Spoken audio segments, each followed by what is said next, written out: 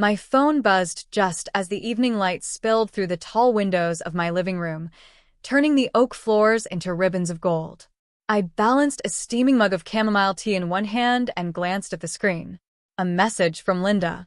Even after 5 years of marriage, the way my mother-in-law's name flashed across my phone still made my stomach tighten.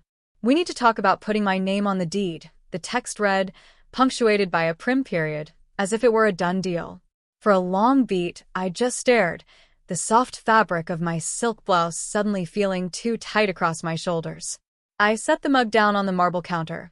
My marble counter, every inch of it paid for by my own long nights and sheer grit. Linda's reasoning was already playing in my head, her voice honey-sweet with a hint of steel. "I've contributed so much. I deserve recognition." Outside, the last blush of sunset stretched over Seattle's skyline. I'd fought hard for this view, for these walls that held not just my furniture but my freedom. And now, with one single message, all the memories of how this house, and the life that came with it, was built came rushing back. I took a slow breath, my heart beating harder than it had in months.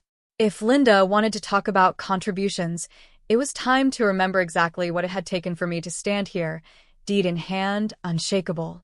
5 years earlier, I was 24 and clutching a cardboard box of secondhand textbooks as I climbed the cracked steps to the apartment Nathan and I had just rented. The paint peeled like dried petals. The hallways smelled faintly of old coffee grounds and rain. It wasn't much, but to me it was possibility. Linda had been there that morning, arms folded tight across her pale cardigan. "This is where you're going to live?" she asked, her voice carrying the sharp edge of disbelief. I forced a smile, the box growing heavier in my arms. "It's temporary. We'll make it work." She arched a brow. "My son deserves stability.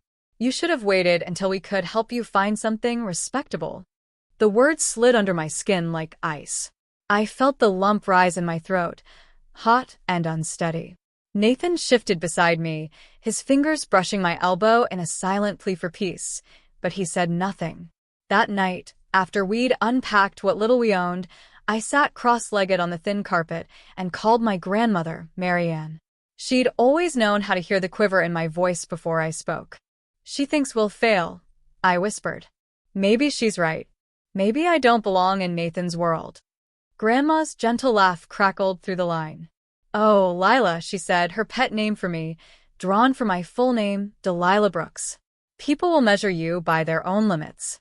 Don't borrow their yardstick. Build your own."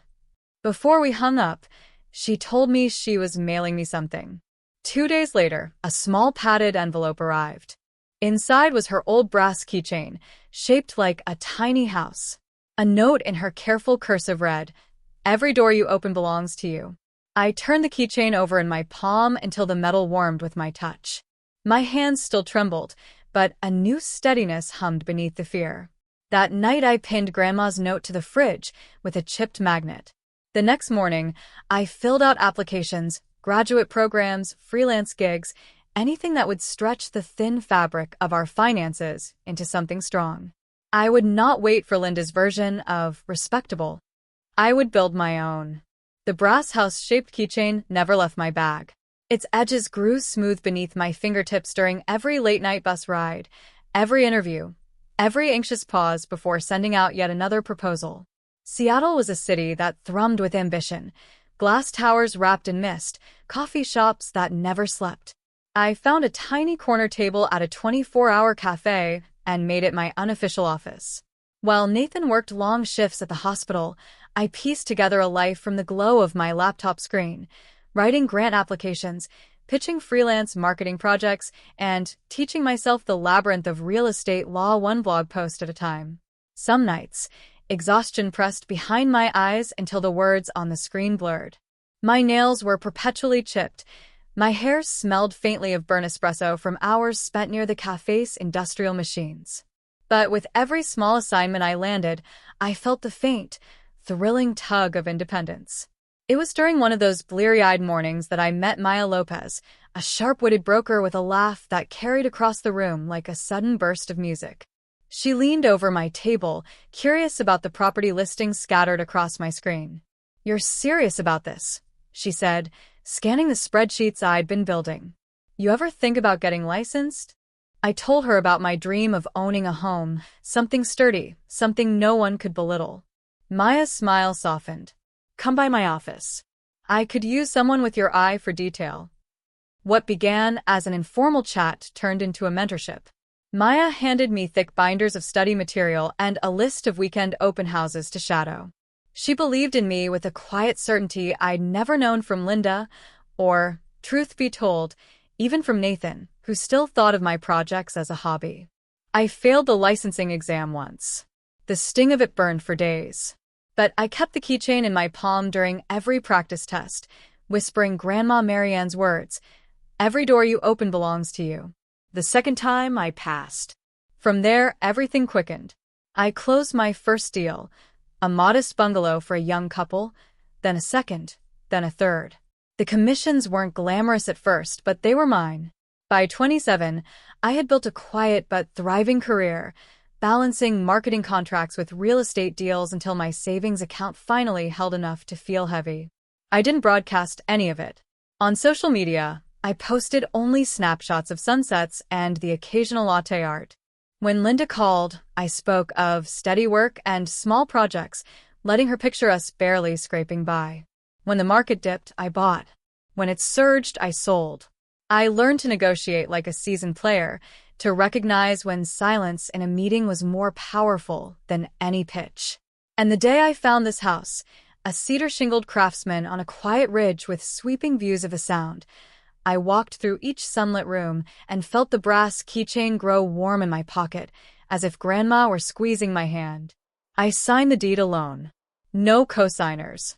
No family contributions. Just me. And I told no one. Not even Nathan, not yet. The knock at the door came just as the early evening drizzle began to soften the edges of the Seattle skyline. I'd been rearranging a vase of white lilies, Grandma Marianne's favorite, when I heard it. Through the leaded glass, Linda's silhouette stood sharp and unyielding.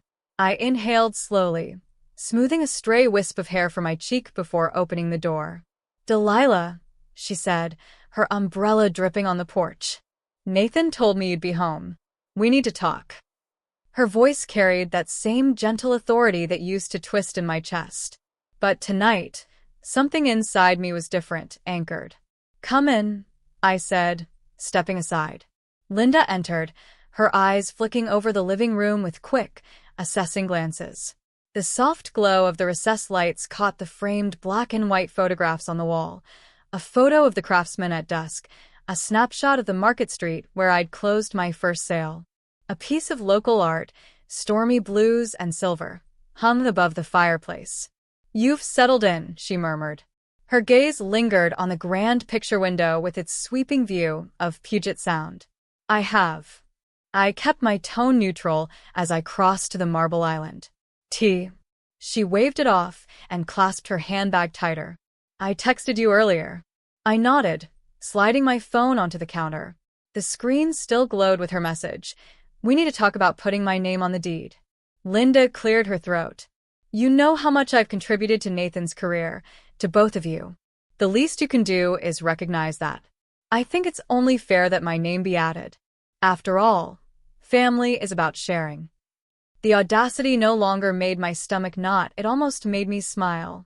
I rested my palms on the cool marble, feeling the steadiness of the stone beneath my skin. "Linda," I said softly, "this house, it isn't Nathan's. It isn't ours." She blinked. "What are you talking about?" "It's mine," I said. "Every down payment, every mortgage installment, every inch of it, I paid for myself." For a long moment, the only sound was the whisper of rain against the glass. Her eyebrows pinched. "But Nathan, surely he didn't pay a cent," I said gently. "He knows that. This was my project from the start. My career. My savings." I let the silence stretch. Linda's gaze darted around the room as though searching for proof, some forgotten photograph, some overlooked clue that would undo my words. "This art," I continued, gesturing to the stormy canvas, "was bought with my first major commission. That photograph." I pointed to the framed street scene. It's where I closed my first solo deal. And this kitchen, I ran a hand along the marble, is the reward for years of late nights you never saw. Her lips parted, but no words came. Your contributions to Nathan's life are real, I said, softer now. But this, I gestured to the home around us, is mine. Not because I wanted to keep anyone out, because I needed something that proved I could stand on my own. The rain deepened to a steady patter. Linda's grip on her handbag slackened. For the first time since I'd met her, the certainty in her eyes faltered. I didn't realize, she said finally, her voice thinner than I'd ever heard it. I know. I held her gaze, neither angry nor gloating, just steady. But it's time you did. Behind her, the lilies released their faint, sweet fragrance, as if Grandma herself had leaned in to whisper her quiet approval. Linda sank onto the edge of the linen sofa, as though her legs had suddenly forgotten how to hold her. The muted gray cushions contrasted with her pale cardigan, her hands twisting the strap of her handbag like a lifeline. I set a cup of chamomile tea on the coffee table anyway.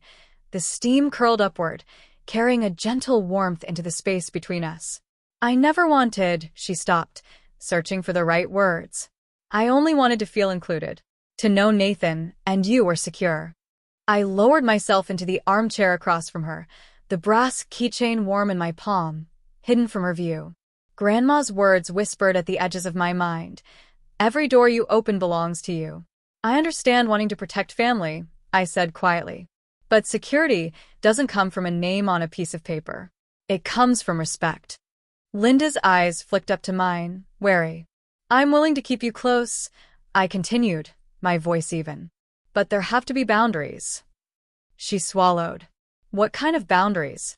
First, I said, leaning forward, you have to trust that Nathan and I can build our own life, without conditions. No more comments about what we should be doing. No more questioning where our stability comes from. Her fingers stilled. Second, I added, if you truly want to be part of our lives, I'd like you to find something that belongs entirely to you, a project, a passion. Something that isn't about what Nathan or I provide. Because you deserve that independence as much as I do. Linda blinked, surprise flickering through the tension. And lastly, I said, softening my tone, if you want to be here, really be part of this home, you need to respect that this house is my work, my dream. It's not about shutting you out. It's about honoring what it took to get here. The rain tapped steadily against the windows, a quiet metronome to our conversation. For a long moment, Linda said nothing. Then her shoulders sagged, and she exhaled a breath that sounded like something finally unclenching. You sound just like Marianne, she said, a faint smile tugging at her lips. She always had that same steel in her voice. I suppose I shouldn't be surprised. The mention of Grandma's name startled me. You knew her? Briefly, Linda admitted. At your wedding. She told me once that you'd build something remarkable if people just gave you room. My throat tightened. Linda reached for the tea, her fingers no longer trembling. I can try, she said at last. To let go. To give you room. I nodded, the keychain warming against my skin like a heartbeat. That's all I ask. Outside, the rain eased into a soft drizzle, the kind that leaves the world washed clean. The next few weeks unfolded like a slow exhale. Linda began showing up in small, surprising ways, dropping off a basket of late summer peaches without the usual commentary, texting Nathan a simple thinking of you both instead of a list of unsolicited advice. One crisp Saturday morning, she invited me to the community art fair downtown. Just the two of us, she'd said, almost shyly. We wandered among local painters and ceramicists while a street musician played a mellow saxophone tune. I watched as Linda lingered at a stall filled with hand-thrown pottery, her fingers trailing over the smooth glaze of a turquoise bowl. When she finally bought it, I caught a quiet flicker of excitement on her face, like someone discovering a corner of herself she'd forgotten. Later, over cups of cinnamon-scented cider, she confessed she'd signed up for a weekend ceramics class. It feels good, she said, almost embarrassed. To make something with my own hands. I smiled. the autumn breeze lifting my hair. That's exactly the point, isn't it? Back home that evening, I stood at the picture window as the sunset brushed the sound in strokes of amber and rose. Nathan came up behind me and slipped an arm around my waist. His voice was soft. "I think she really sees you now." Maybe she did. But more importantly, I saw myself. The woman who had stayed up through the quiet hours of 1,000 nights, who had built a life brick by stubborn brick, who had refused to measure her worth by anyone else's yardstick. I reached into my pocket and drew out the brass house-shaped keychain. The metal had grown smooth and warm over the years, its tiny etched door gleaming in the fading light. Grandma Marianne's note echoed in my memory. "Every door you open belongs to you."